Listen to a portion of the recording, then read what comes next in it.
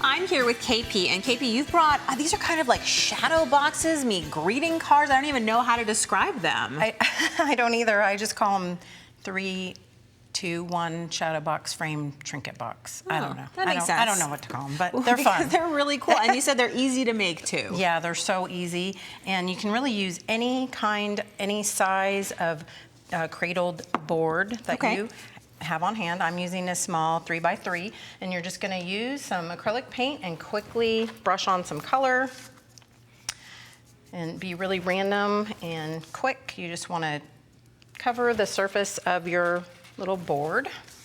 And you've obviously picked some colors that you know are going to go well together. You're not using anything that's really going to have a major problem if it mixes too much. No, and I chose 4 colors, and they'll all, like you said, pretty much mix pretty well. And I'm just sort of making a mushy mess, but you'll get the idea. I was going to say, when it dries, obviously, it looks a little bit nice and different, and those are nice bright colors. But now, of course, you said we have to take care of the other side. Yeah, so paint your edges, and I just painted them corresponding colors, and then we're going to paint the back side as well, because normally if you're making this for a wall, to hang on the wall, this would be the... You would never paint the back. Right, but this is a 3-dimensional sculpture almost. And when I say a greeting card, it's because inside those shadow box niches, you're putting a note, you're putting a picture, a stamped image, something nice. Even something 3-dimensional, like some little trinkets would be fun too. But yes, you can stick anything that you want. You could put jewelry. You could put like a gift, something. Even, not to be macabre, but you could certainly like baby's first tooth that they lost, you know what I mean, or something like that. There could be some cute stuff. Yeah, or some. Just the possibilities are endless. I put little little toys from like the little gumball machine type toys. So you're just gonna quickly paint up all your edges. And of course, when all the sides are painted, that's what it looks like. Yep. And so now I'm gonna go ahead and paint the inside with black gesso. And of course, you wouldn't have to paint black gesso. You can use whatever color you want, but I like that shadow. It gives that nice, deep, dark feeling to it, which is great. And this one's already done, so I'll just sort of show you how it's done when you get into those corners to scrub it all in. Sometimes it can be hard to scrub in all of those places. Yeah, and especially the wood is kind of porous. So so that's and then obviously you're gonna want 2, right? You're gonna double up. So and then I just start stamping, and I just have a few. I want to talk about how you picked your stamps, because I can see that you have a bunch of different circles that you're using. I just chose them because I wanted to sort of highlight certain areas, but I also wanted to sort of turn them into flowers, I guess. So I just chose some sizes, that I would. I think it creates a lot of rhythm when you echo a shape. So if you think about it as like your strokes are very square, and then obviously the variety of different circles, but they still have kind of a free form feeling. Oh, I love it when you layer things in. That's always cool. So super fun, and you can use it a couple different ways. So just keep going like that. I like to do up some fun things around the edges, maybe a little checkerboard, and it does not have to be perfect. I was going to say, I'm totally guilty too of thinking that I have to use the whole stamp. Yeah, no. Instead of remembering that you can just use part of it. Well, and I love to change up my stamps to make them look distressed, and also to make them not Well, look I do that just naturally because I'm a bad stamper. Well, me too. Don't tell anybody. Okay, so I just stamped that all up, and now I want to do a little doodling. So I'm just going to take a black permanent marker and maybe turn some of these into flowers. Very abstract and free form, and I'm not. I'm sorry, my. Well, so speaking of flowers, you were saying that we're actually going to add some flower stamps. And again, just like you don't have to use the whole stamp, you don't have to use the whole set. Oh, it's stuck in here, but I've got it now. There we go. Just needed a little bit of a shake loose. I just want a couple of these, and I have a little leaf and a little tiny flower, and I'm going to use.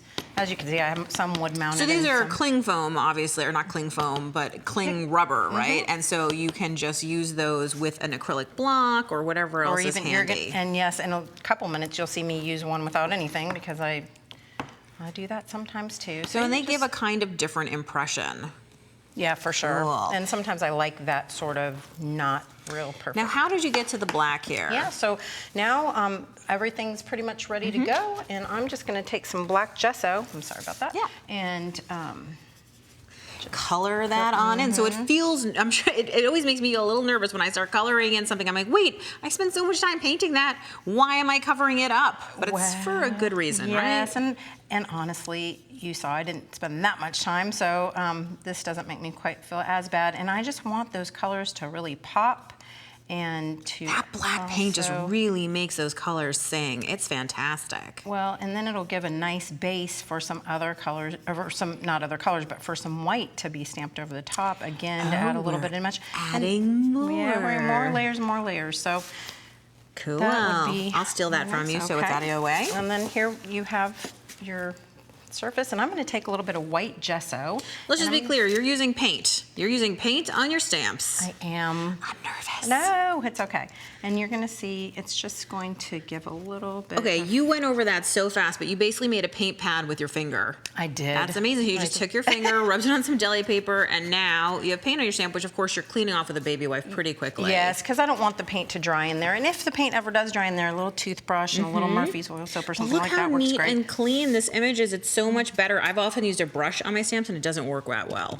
No, Okay, you're literally about to blow my mind with this, I'm sure. So this is the little dot stamp that you I love, that I'm going to steal from you. I'm just going to stamp it around and give some little highlight areas. It looks so great. And you know, if I don't like something, again, you can always wipe it away with a baby wipe. And then you can do the same thing with color, you know, like if I wanted some like hot pink little dots inside this flower, I can just use that and pop that right on there. Cute. Super and you fun. said you can add neon too with ink pads Yes, as well. I do. A lot of times if I want to brighten up a spot, or I'll just take a little dye ink pad and rub it on over. Now there. you'd wait until your paint had dried. Yes, of course. And this was pretty dry. Yeah, so yeah. So very cool. And if we looked at some of the finished ones here, they're so cute. So how do we actually turn it into this? Okay, so now you have your two pieces. You know, however you want, and make sure they're lined up the way that you want them. And then you're just going to take a little tiny hinge, and you can, you know, get them at the hardware store or online.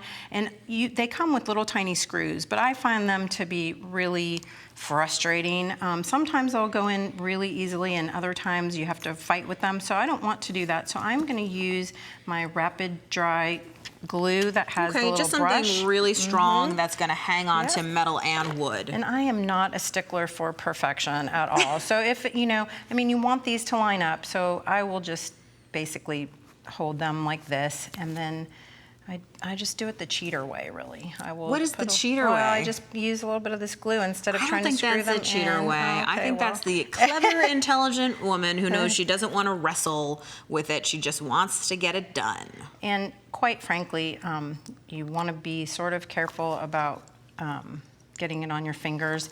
Right. And these finished ones are so fabulous, and we can see that you can paint over the hinges and really incorporate them into something that I think would be a lovely gift to give someone. And you could varnish these as well, and you know, that'll help seal everything in and make the colors pop even more. So. Thank you so much, Kae Pea. This was great.